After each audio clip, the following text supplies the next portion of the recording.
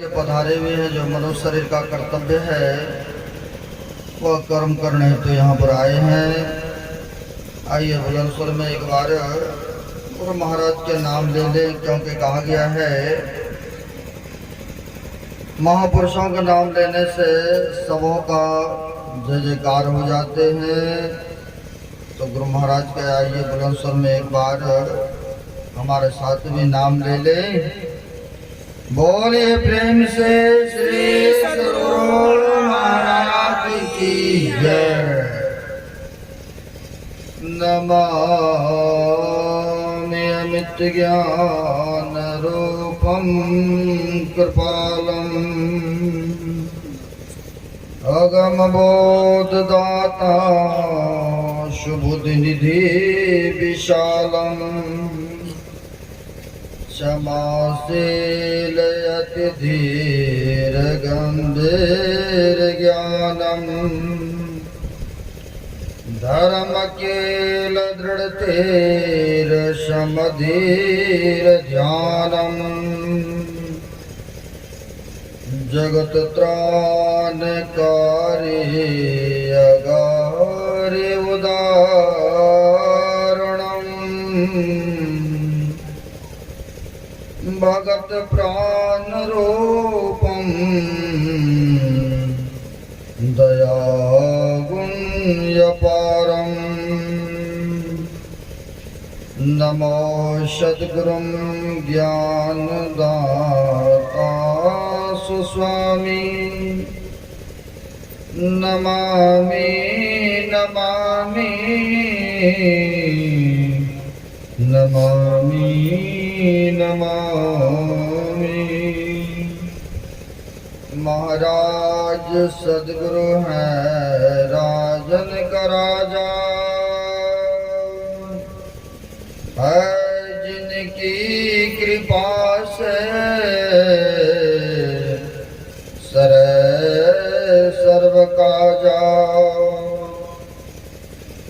बन में ही परम गुरु नमामि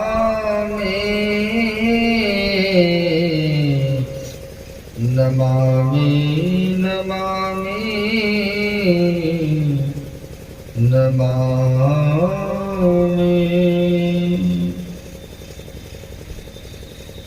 प्रातः स्मरणीय श्री भूषित इस जंजन में इस कनकन में विराजित जग उद्धारक जग कल्याण कारक ऐसे सर्वत्र व्याप्त परमात्मा स्वरूप गुरुदेव के पाद पद्मों में बारंबार नमन है। मंचस्थ पूज्य गुरुजन उपस्थित सद्गुरु के सद्भक्तगण सबों को नमन है। हम आप इस ज्ञान गंगा में कल से ही गोता लगा रहे हैं। सौभाग्यशाली है। ये तो बहुत आदमी है शहर में, बहुत है, लेकिन सब नहीं पहुंच पाते हैं। इसका भी कुछ कारण है। सब धर्म काम में आकर के हाजिरी नहीं लगा सकते हैं, क्योंकि कहा गया है भागहीन को ना मिले भले वस्तु को भो दाग पके मुक्का को होत पाकर रो। कहते हैं भागहीन व्यक्ति को संत महात्मा का दर्शन या सत्संग सुनने को प्राप्त नहीं होता है। अरे सबको नसीब में नहीं होता है। जो भाग्यशाली होते हैं, जो पुण्यात्मा होते हैं, वही व्यक्ति आ सकते हैं। अभी हम आपने पाठ के क्रम में सुने हैं, मोहमयी माता मर गई अब बोध में पुत्र का जन्म हुआ, मोह दूर कहाँ होगा, कैसे होगा? जब तक संत सदगुरु के चरण में नहीं जाएंगे तब तक यह मोह, यह अज्ञान, यह भ्रम दूर नहीं हो सकता है। जो भ्रम को दूर किए हैं, जिनको आसक्ति नहीं है, जिनको किसी तरह के भ्रम नहीं है, मोह नहीं है, जब उनके सानिध्य करेंगे तब ना हमारा भी मोह दूर होगा, यह भ्रम दूर होगा। जिनको उस विषय में ज्ञान है, जब उनके पास जाते हैं तो आपको वह बोध करा देते हैं, ज्ञान दे देते हैं, और तब आपका भ्रम को दूर कर देता है। तो किनके पास जाएंगे? तो कहते सच्चे सदगुरु के चरण में। जो सच्चे सदगुरु के चरण में जाते हैं तो कहते उन्हीं का भ्रम दूर होता है। माया मुख जागे समय, सो सूता कर जान, दरिया जागा ब्रह्म दिशा, सो जागा प्रमाण। अभी हम आप संत महात्माओं के दृष्टि में जगे हुए नहीं है। आप कहेंगे जगे हुए हैं तब तो आपको देख रहे हैं, संसार को देख रहे हैं, काम काज कर रहे हैं, जगे हुए तो है ही है। लेकिन महापुरुष कहते हैं माया मुख जागे सब, यानी माया के ओर तरफ जगे हुए। जागना तब होता है जब ब्रह्म के दिशा में उठते हैं। वह बोध में पुत्र का जब जन्म होगा, वह ब्रह्म ज्ञान होगा, दिव्य दृष्टि खुल जाएंगे, तब जागना होता है। अन्यथा अभी हम आप नहीं जगे। जो पाठ में सुने हैं उनके अनुसार कहते हैं मोहमयी माता मर गई, अब बोध में पुत्र का जन्म हुआ। और जब बोध में पुत्र का जन्म हुआ तो कहते हैं संध्या उपासना में कैसे करूं, क्योंकि शुद्धक हो गए। एक तरफ माँ मर गई और दूसरे पुत्र का जन्म हो गए, शुद्धक हो गए। यहाँ पर उपनिषद काटते हैं, लेकिन मोह कैसे दूर होगा? अभी संत महापुरुषों के दृष्टि में हम लोग मोह में पड़े हैं, जगे नहीं है। कहते हैं दरिया जागा ब्रह्म दिशा, सो जागा प्रमाण। जब तक ब्रह्म की तरफ नहीं चलेंगे, जब तक पिंड से ब्रह्मांड में नहीं जाएंगे, तब तक संत महात्माओं के दृष्टि में जागना नहीं होता है। तीन अवस्था में नित्य प्रति हम लोग जाना आना स्वाभाविक करते हैं। तीन अवस्था में नित्य प्रति हम लोग जाते आते रहते हैं। तीन अवस्था क्या है? जैसे अभी जागृत की अवस्था में है तो जीव का बैठक दोनों आंख के बीच में है। उपनिषदकार बताते हैं ऋषि महापुरुष कि जगे हुए की अवस्था में है तो जीव का बैठक दोनों आंख के बीच में है। यही जब स्वप्न जगत में जाते हैं तो जीव का बैठक कंठ अवस्था में हो जाते हैं। और उससे भी जब नीचे आते हैं तो कहते हैं सुसुप्ति अवस्था में चले जाते हैं, हृदय चक्र में। ये तीन अवस्था में नित्य प्रति आना जाना करते हैं। वही जब संत महापुरुषों से भेद लेकर के, जुक्ति लेकर के जब ध्यान करना प्रारंभ करेंगे तो कहते तीन अवस्था तजहूं भजहूं भगवंत, मन कर्म वचन व्यापक व्याप अनंत। कहते तीन अवस्था से उठना होगा, यानी चौथी अवस्था में जाना होगा। इसलिए कहते हैं मोह निशा सब शोभन हारा, देखे सपन अनेक प्रकारा, यह जग जामने जागे जोगी, परमार्थ प्रपंच वियोगी। वही बात पुष्टिकरण की है, माया मुख जागे समय। अभी हम आप जगे भी नहीं है संत महात्माओं के दृष्टि में। जागना तब होता है जब हम आप या पिंड से ऊपर चलेंगे ब्रह्मांड में। यह शरीर को महापुरुषों ने दो भागों में बांटा है। शरीर को दो भागों में महापुरुषों ने बांटा है। आंख के नीचे नीचे भाग पिंड भाग कहते हैं, आंख से ऊपर ऊपर इसको ब्रह्मांड भाग कहते हैं। जब तक हम आप ब्रह्मांड में प्रवेश नहीं कर जाते हैं तब तक यह जागना नहीं होता है। तो जागेंगे कैसे? तो कहते हैं आपको कहीं बाहर जाने की आवश्यकता नहीं है। आप आंख बंद करके ध्यान कीजिए, सुमरन कीजिए, जप कीजिए, इसी के द्वारा आप जगेंगे। अन्यथा बाहर कहीं कोई ऐसा नहीं है कि वहां जाएंगे तो जग जाएंगे, या उस तीर्थों में उस धामों में जाएंगे तो हमारी ये भ्रम दूर हो जाएंगे। कहते नहीं, ऐसा नहीं होता है। आपको स्वयं करना पड़ेगा। और जब उस तरह से पिंड से ब्रह्मांड में जाएंगे तो कहते हैं फिर त्यागी चरो दसम द्वारी, असुख पाओ रे भाई। फिर आपको वह सुख मिलेगा, वह आनंद मिलेगा। जो बाहर के सुख थोड़ा पड़ेगा, फीका देखने को मिलेगा। जब वो आप ब्रह्मांड में चले जाएंगे फिर आपको वह सुख वह आनंद मिलता है। गुरु महाराज कहते हैं त्यागी चरो दसम द्वारी, यानी 9 द्वार में तो हम लोग है ही हैं। इस शरीर में 9 द्वार है। महापुरुष कहते हैं 9 द्वार क्या क्या है?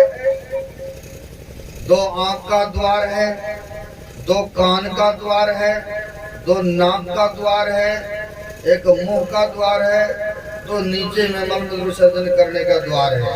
यह 9 द्वार से महापुरुष कहते 10वें द्वार में प्रवेश करो, तब आपको वह सुख वह आनंद मिलेगा। तो कहीं बाहर जाने से नहीं। तो परमात्मा तो जर्रे जर्रे में है, सबको जगाने के लिए आते हैं। समय समय पर यह सत्ज्ञान बांटते हैं, सतमार्ग दिखाते हैं। तो क्योंकि वह जगे भी है ना, ध्यान साधना सुमरण करके जग गए तो उनको दया आ गए, तो वह जगाने का प्रयत्न करते हैं लोगों को। ऐसे ही कबीर साहब भी जब संतों की कृपा होते हैं तो वह भी जगाने के लिए आते हैं, बताने के लिए आते हैं। एक धनी धर्मदास जी नाम सुने होंगे आप लोग। धनी धर्मदास जी बड़े धनवान थे, तभी उनका धनी धर्मदास जी नाम रखा गया। वह धनी धर्मदास जी महाराज अपने से जैसे जलावन लाते थे, पैसे वाले थे, नौकर चाकर जगह जमीन बहुत थे। और पुराने जमाने में के वह 14 करोड़ के मालिक थे, ऐसा इतिहास में आया। वह धनी थे, इसलिए धनी धर्मदास जी का नाम लोग लेते थे, पुकारते थे धनी नाम से। वह क्या करते थे, खेतों से जो बालन जलावन लाते थे उनको लाने के उपरांत जो उसको भी धोते थे, अब बालन को भी धो करके सुखाते थे और अपने से चक्की में जो जाता होते थे ना पहले जमाने में, पुराने जमाने में जाता से आटा वगैरह सब तैयार करते थे। अभी भी कुछ हमारे गुरु भक्त हैं, कई जगह अपने से ही चक्की में, जो छोटी सी चक्की होते हैं ना, अपने से आटा सत्तू सब तैयार करते हैं, उसी को वो उपयोग करते हैं। आटा मिल का नहीं लेते हैं, मशीन का पिसा हुआ नहीं खाते हैं, ऐसा मैंने देखा हूँ।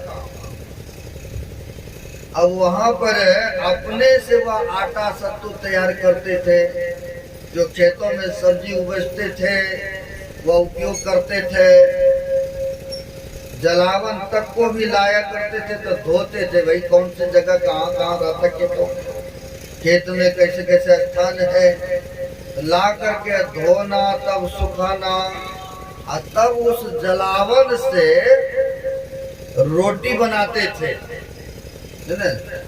दोनों पति पत्नी इस तरह से अपने हाथों से, जो कि नौकर चाकर बेटा पोता सब थे, लेकिन किसी के हाथों को बना बनाई नहीं खाते थे, क्योंकि बड़ी पवित्रता से जीवन को व्यतीत करते थे।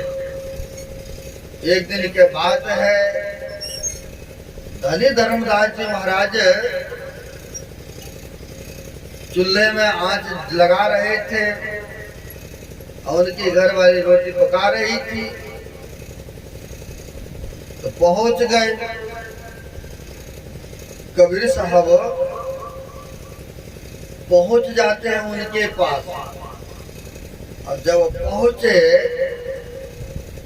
तो कहा, आहा कितना तुम हत्याचार हो, कितना तुम हत्याचार हो, कितने जीवों को तुम हत्या करते हो, और बहुत पूजागरी कहलाते हो, बहुत पूजा पाठ अनुष्ठान रखते हो।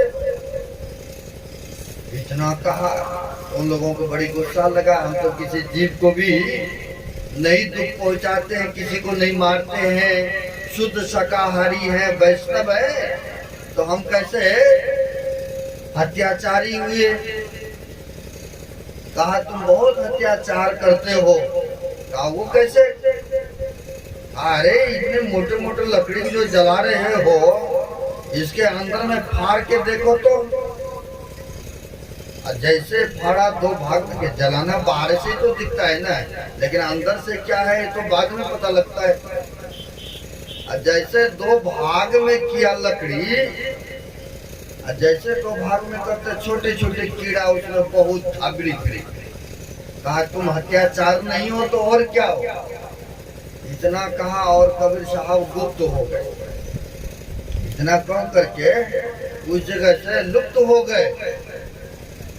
और जब लुप्त हो गए, इन सबको मन में होने लगा आखिर वह अंतर्यामी महापुरुष थे, जाने जान थे, आखिर वह मिलते तो उनसे कुछ शिक्षा दीक्षा भी लेते, क्योंकि वह जान गए इसमें क्या क्या कीड़े मकोड़े हैं।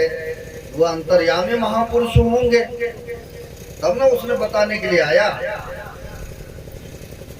कहाँ मिलेंगे, कैसे मिलेंगे, इसकी चिंता में थे। अब वह ठाकुर जी का पूजा करते थे, यानी पत्थर संग्राम भगवान वगैरह सब का, छोटी छोटी पत्थरों का नामाना, फूल पत्ती अगरबत्ती धूपबत्ती चढ़ाना।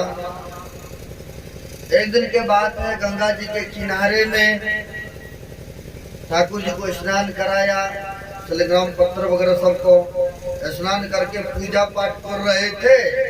और उस समय भी वह साधु प्रकट हो जाते और प्रकट होकर के कहते हैं, अरे तुम इस पत्थर का जो पूजा करते हो, इतना धूपबत्ती अगरबत्ती दिखाते हो, कभी ये तुमसे बातचीत किया है?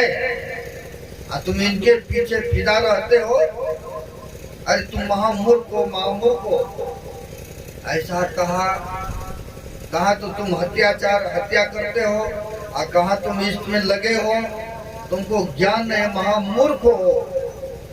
ऐसा अब पत्नी के सामने में है, अब पति कोई धिटकारे तो उनको थोड़ा सल्ला का झटका। कहा हमारा पति क्यों होंगे हत्याचारी, क्यों होंगे हमारा पति जो है इस तरह से, आप कौन कहने वाले होते हैं, क्यों ऐसे कह रहे हैं?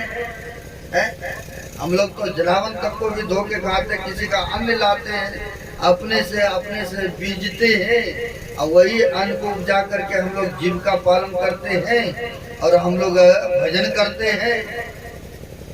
भजन करते हो तो कभी ये बोला है पत्थर जिसको तुम फूल अगरबत्ती चढ़ाते हो, कभी तुम्हारे वार्तालाप हुई है इनसे? अरे तुम महामूर्ख हो। अब पत्नी को बड़ा बुरा लगा तो और उलट पुलट ये कहा, हमारा पति क्यों होंगे महामूर्ख, आप ही होंगे। अब ऐसा कहा, इनसे बकझक हुआ। उतने देर में वो साधु बाबा गुप्त हो गए। अब गुप्त हो गए, अब धनी धर्मदास जी महाराज को होने लगा, अगर हमारी पत्नी कुछ नहीं ऐसा उलट पुलट शब्द करती बोलती तो हो सकता है कि हम कुछ उनसे पूछते, ये जीवन की जो सच्ची मार्ग है, मोक्ष कैसे प्राप्त करेंगे, वह प्रकाश को कैसे देखेंगे, क्योंकि अंतर्यामी महापुरुष दिखने को मिला। बोला तो कभी नहीं ये पत्थर सरग्राम, और उसने जान गए हमने चूल्हे में लकड़ को जला रहे थे, वह जान गए वह बात को। आखिर हमारी पत्नी कुछ नहीं कहती, ऐसा वैसा बात तो हम मोक्ष का भी बात पूछते, ज्ञान ध्यान के बातों को भी पूछते, लेकिन ये ठीक नहीं किया। अब यह धनी धर्मदास जी महाराज पत्नी पर गुस्सा होने लगे थोड़ा देर के लिए, भी तुमको ऐसा नहीं बोलना चाहिए, वो आया था उपकार के लिए ही तो आए थे ना, अच्छा रास्ता ही तो बताने के लिए आए थे ना, तुमने ऐसा बोल करके नाराज कर दिया साधु बाबा को। अब कहाँ मिलेंगे वो, उनसे शिक्षा दीक्षा लेते, वो परमात्मा का दर्शन कैसे होगा है? तो कहा कोई बात नहीं, साधु महात्मा तो यूं ही मिल जाएंगे, चलिए ना वहां पर चलते हैं, वृंदावन में भंडारा करेंगे, भंडारा करेंगे, उसमें अपने दान दक्षिणा देंगे, एक दूसरे को पता चलेगा, अपने आएंगे दक्षिणा लेने, जहाँ हम मीठा डालेंगे वहाँ स्वयं है कि चींटी और मक्खियाँ स्वयं आएंगे, गुर पर मक्खी आते ही है, क्या लगता है अपने पास तो सब कुछ है ही है। ऐसा कहा, गए मथा वृंदावन में भंडारा किए, सब साधु महात्मा उनके भंडारा में पहुंचे, सबको खिलाया पिलाया, दान दक्षिणा दिया। लेकिन जिनका तलाश था वह नहीं दिखा, जिनको देखा था गंगा जी किनारे, जिनको देखा था अपने घर में, जिसने कहा था कि तुम हत्याचार हो, इनका जो पूजा पाठ कर तो कभी तुमसे बातचीत किया है, तो महामूर्ख हो, लेकिन उन्हीं का दर्शन नहीं हुआ।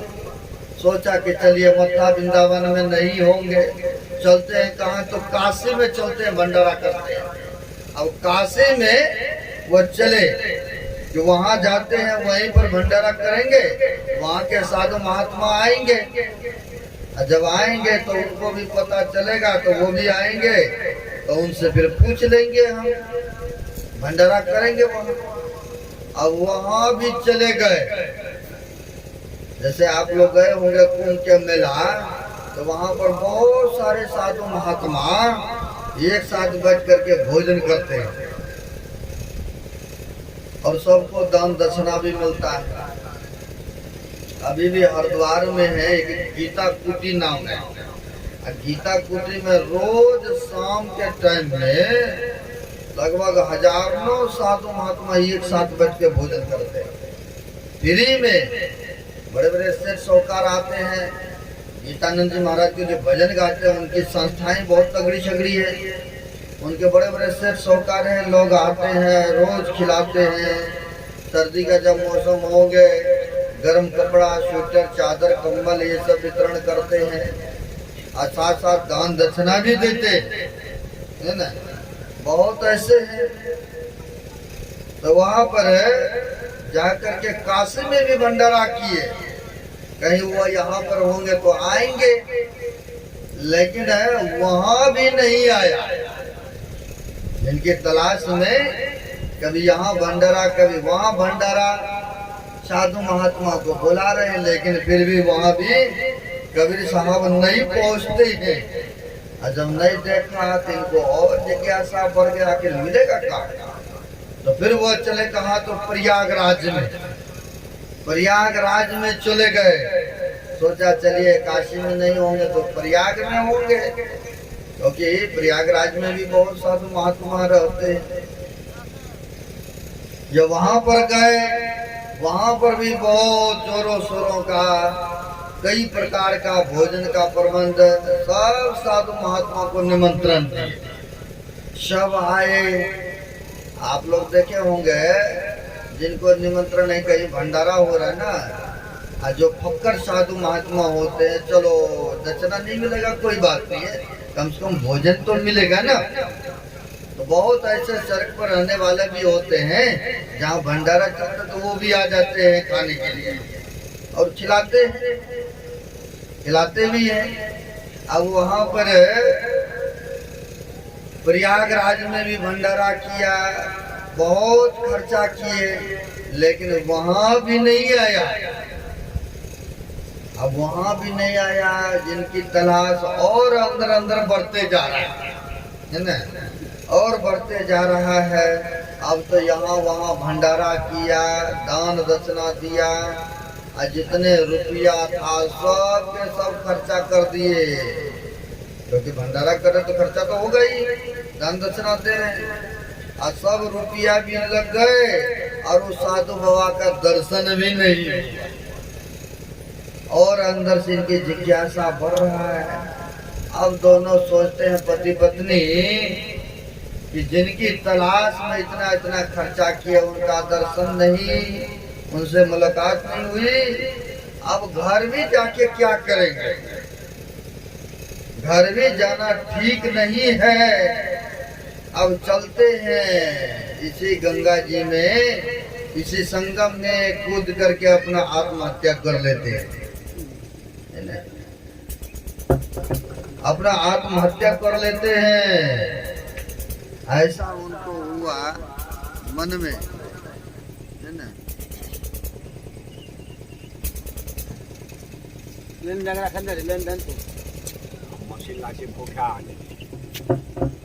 भाई दर्शन भी नहीं है हुआ तो क्या करेंगे, जी कर घर भी जाना, गांव भी जाना ठीक नहीं है। तो सोचा इस आदमी के बीच में छलांग मारेंगे, ये लोगों में से कोई न कोई देखेगा और हो सकता है ऊपर कर लेंगे। तो क्यों नहीं एकांत में चलते हैं, एकांत में खाली स्थान में चलते, जहाँ पर कोई नहीं होगा वहीं पर छलांग मार देंगे। गए वहाँ एकांत स्थान में। अब वहाँ जब गए, अब छलांग ही लगाने वाले में से थे, तो कहते नहीं वो परमात्मा तो सब जगह है ना, अब परमात्मा के रूप में संत सदगुरु होते है ना, वो जानते हैं भगत क्या क्या चाहते हैं, भगत की क्या कामना है, हमारे लिए कितना उपासना आराधना करते हैं भगतगण, वो जानी जान है। अब वहाँ पर जैसे चाहा कि हम छलांग मार दें, वैसे ही कबीर साहब प्रकट होते, कहते रुको रुको भक्त रुको, क्यों तुम आत्महत्या करने जा रहे हो, रुको। अब कहा वहां पर रुको, कहा प्रभु आपका तलाश में ना जाने मैंने कहाँ कहाँ ढूंढा, कहाँ कहाँ मैंने भंडारा किया, सोचे आप आएंगे दर्शन देंगे। आप जो बताए थे अंतर्यामी आप तो हैं, क्योंकि हम तो बाहर से लकड़ी को देखते हैं कि ये साफ सुथरे हैं, लेकिन अंदर में सैकड़ों कीड़ा था। आप जो शिक्षा दिए थे कि तुम हत्या करते हो, हत्यारे हो, बात तो सही निकला है, आपका वचन बिल्कुल सत्य निकला है। आपने जो कहा कि उस पत्थर का पूजा पाठ करते हो शिवग्राम का, वो शालिग्राम तो कभी बोला नहीं, ये भी बात सत्य है प्रभु, लेकिन आपसे हम शिक्षा दीक्षा लेना चाहते थे, लेकिन आप कहीं नहीं मिले, कहीं दर्शन नहीं आपका हुआ प्रभु, इसी के लिए ना जाने मैं वहाँ भंडारा सब कुछ कराया। तब इन्होंने महापुरुषों ने कहा अरे मैं तो कब का ही तुमको हम दर्शन दे दिए होते, लेकिन तुम्हारी पत्नी ने कहा अरे जहाँ गुड़ शक्कर डालोगे चीनी डालोगे वहां तो मक्खी स्वयं ही आ जाते हैं ना, तुम क्या समझते हो? मक्की गुड़ पर के मक्की समझते हो, इसीलिए तुम्हें दर्शन में देने के लिए नहीं आया, नहीं तुम्हें तो कब आ गए होते। अब इनके भूल का महसूस हुआ कि मैंने बोला था ऐसा है कि जहाँ मीठा डालेंगे वहाँ मक्खी स्वयं, माने जहाँ दर्शना भंडारा करेंगे वहाँ स्वयं महात्मा लोग आएंगे, है ना। लेकिन तुम्हें पहचान नहीं है कि उनमें से हम नहीं। कहा प्रभु जो हो गया सो तो हो गया, अब कम से कम हमें वह मोक्ष का मुक्ति का मार्ग बताएं ताकि हम इस भ्रम से दूर हो जाएं, जो मोह में पड़े हैं इन मोह से हम उठ जाएं। आप कृपा करें, बताएं, वह शिक्षा दीक्षा दें। कहा देने के लिए ही तो मैं तुम्हारे घर तक पहुंचा था, लेकिन तुम्हें कमी था उस समय, उतनी श्रद्धा नहीं था, इसलिए तुमको मैंने थोड़ा प्रतीक्षा कराया। अब भूखे जो रहते हैं ना, भूखे में कोई भी किसी तरह का भी खाना दे जाए, मिल जाए, सूखी रोटी हो या कच्चा हो या थोड़ी सी दाल सब्जी में नमक कम हो बेशक, अगर ज्यादा भूख लगा है ना तो फिर वहां पर कुछ नहीं बोलते, पहले खाना पहले प्रारंभ करते हैं। अजय कहीं खा पी लिया, थोड़ा सा सुधा शांत हुआ, अरे इसमें तो हल्दी ज्यादा डाल दिया, अरे इसमें दाल में तो नमक ही कम है, अरे रोटी सिद्ध नहीं हुई है? तब जब थोड़ा चला गया ना अंदर, सुधा शांत हुआ ना, तब दिखता है ना। कहा देखो पूरी प्यासा आदमी हो ना, उनको पानी पिलाने में भी आनंद आता है, और जो पिया हुआ व्यक्ति होता है उनको बेशक फिल्टर का पानी दीजिएगा ना, पहले पूछेगा भाई पानी कहाँ से लाते हो, क्या इसको पानी को बढ़िया बर्तन में रखते हो या नहीं रखते हो, छान के रखते हो तो वैसे कहाँ से लाए हो, बहुत तरह के बातें करते हैं, है ना जाने तरह तरह के बातें होता है। और जिनको प्यास लगा है उनको तो एक बार पीने के लिए दे दीजिए, वो पिएगा, है ना, क्योंकि उनको भूख लगा हुआ है ना, प्यास लगा हुआ है ना, उनको वहां पर नहीं दिखेगा कि ये कच्चा है कि पक्का है कि इसमें ज्यादा नमक है ना। उसी तरह से कहते हैं जो प्यासे होते हैं, जो जिज्ञासु भक्त होते हैं, जो श्रद्धावान होता है, तो कहते हैं उनमें ज्ञान अटता है, उनमें ज्ञान भरपूर होता है। कहते हैं श्रद्धावान ही ज्ञान को प्राप्त कर सकता है। जो गुरु के प्रति श्रद्धा रखते हैं, विश्वास रखते हैं, और जब करते हैं सुमरन भजन, तो कहते हैं उन्हीं का मोह रूपी जो यह अज्ञान में पड़े हैं, यह अज्ञान भर्म से दूर हो सकते हैं, है ना।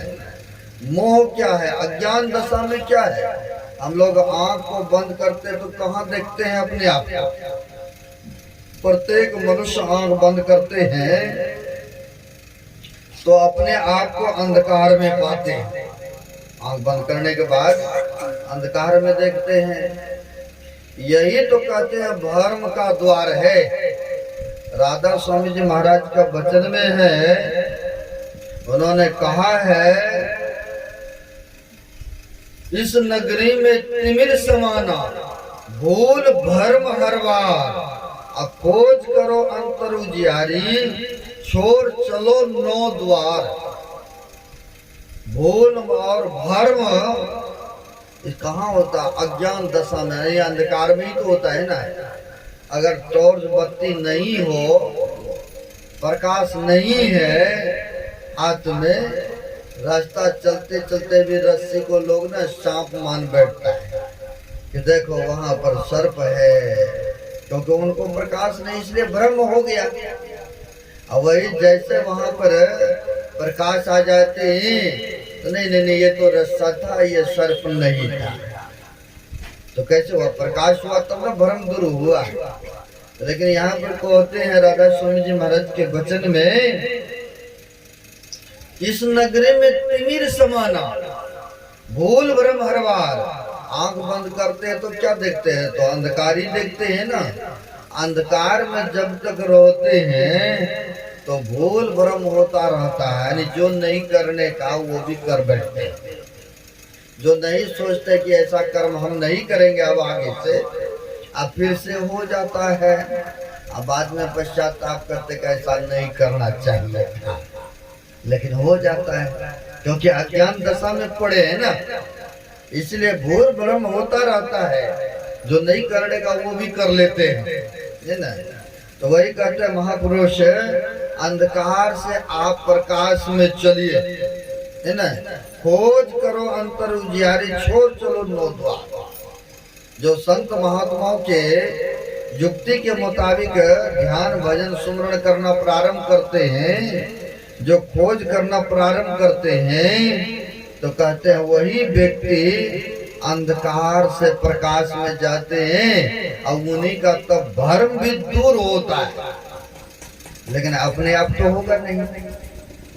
जिनका भ्रम दूर हुआ है, जिसने सुमरन भजन किया है, जिसने वहां तक पहुंचा है, अंधकार के मंडलों को पार किया है, और जब उनके पास जाएंगे, उनसे युक्ति ले लेंगे, तब न भ्रम दूर होगा आपका भी, है?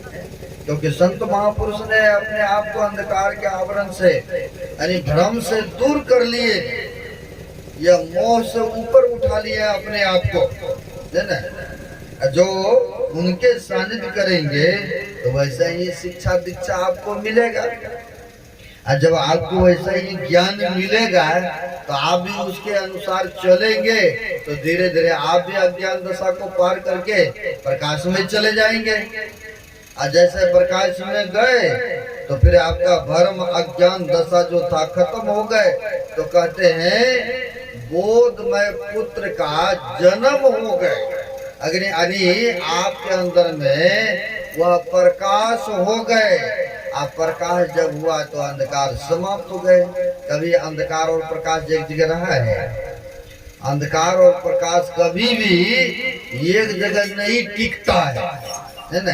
या तो जैसे दिन है तो अभी दिन ही दिखेगा, रात में होगा तो रात में अंधकार ही दिखेगा। दोनों कभी एक जगह नहीं टिकते। वैसे ही आपके अंदर से जैसे ही भ्रम दूर हुआ, अज्ञान को दूर कर लिए, वैसे ही बोध में पुत्र का जन्म होना यानी प्रकाश हो जाना, तो कहते बड़े भाग्यशाली व्यक्ति हो जाते हैं, क्योंकि उसके अज्ञान दशा खत्म हो गए। तो वही बोध में पुत्र का यहाँ पर कहते वेद भगवान, हमारे अंदर में तो बोध में पुत्र का जन्म हुआ है, अज्ञान दशा समाप्त हो गए। फिर संध्या उपासना कैसे करूं मैं?